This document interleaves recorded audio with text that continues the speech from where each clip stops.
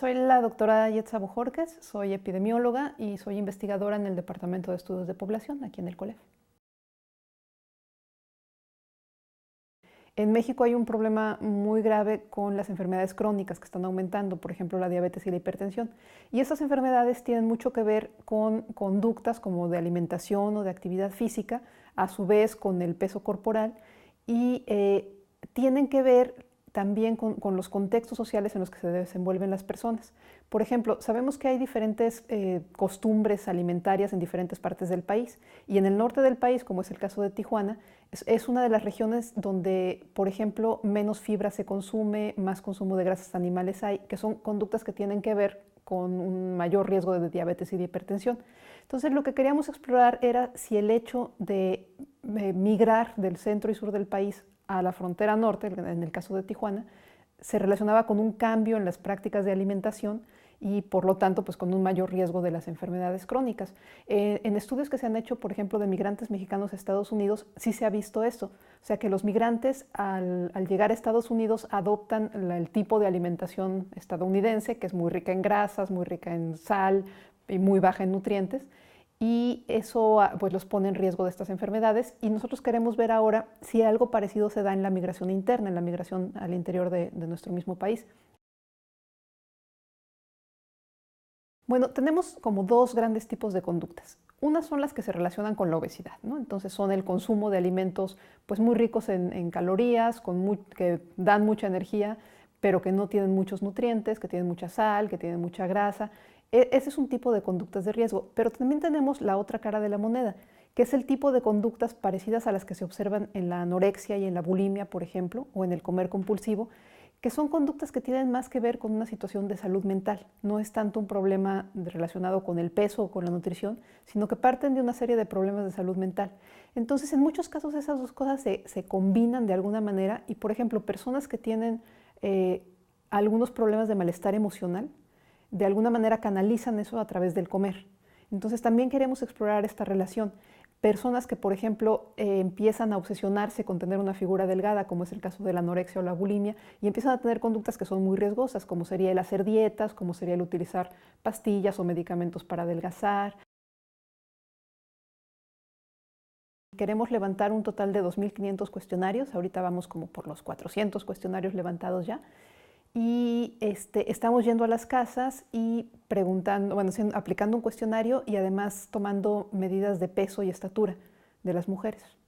Entonces estamos preguntando, por ejemplo, dónde las personas compran sus alimentos, qué tan lejos o qué tan cerca les quedan esos sitios, qué estrategias siguen, qué tanto comen en su casa, por ejemplo, o qué tanto comen en la calle. O sea, hay una serie de cambios relacionados con la alimentación que se podrían estar dando al pasar de vivir en una región,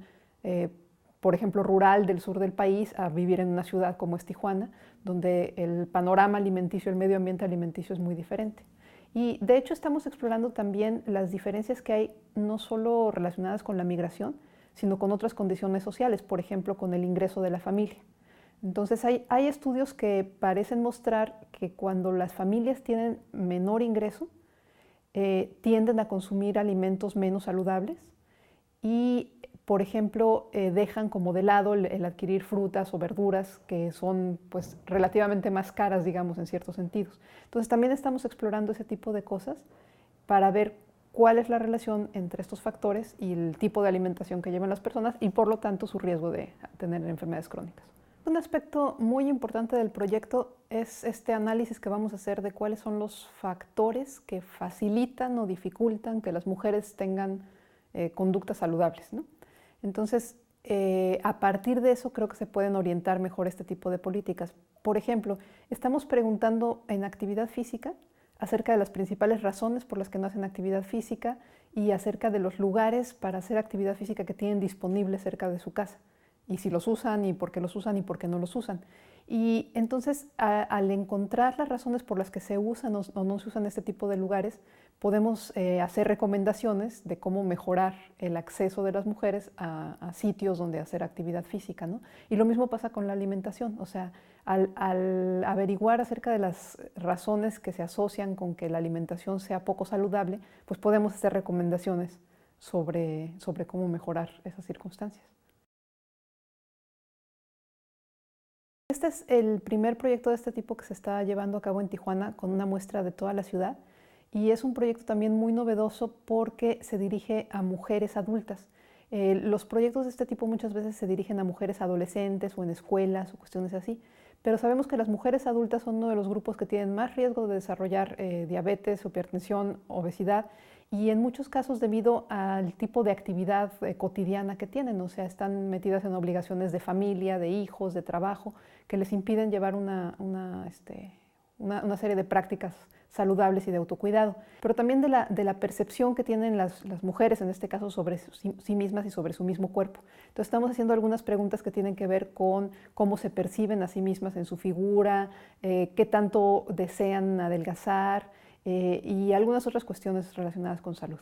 Es muy importante la participación de toda la gente que nos va a ayudar respondiendo a la encuesta. Estamos ahorita en campo y entonces está yendo el equipo de encuestadores a las casas y pues en estos tiempos como que hay mucha desconfianza, ¿no? De abrir la puerta y dar respuestas y bueno, nosotros preguntamos pues cosas, de repente les decía, nos interesa saber la relación entre el ingreso del hogar y la posibilidad de tener una buena alimentación. Entonces a mucha gente le da desconfianza que preguntemos esas cosas. Y bueno, en la medida en que haya menos desconfianza, que sepan que venimos del COLEF, creo que sería una manera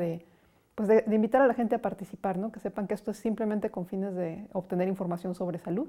y que esperamos sacar conclusiones importantes de esta investigación.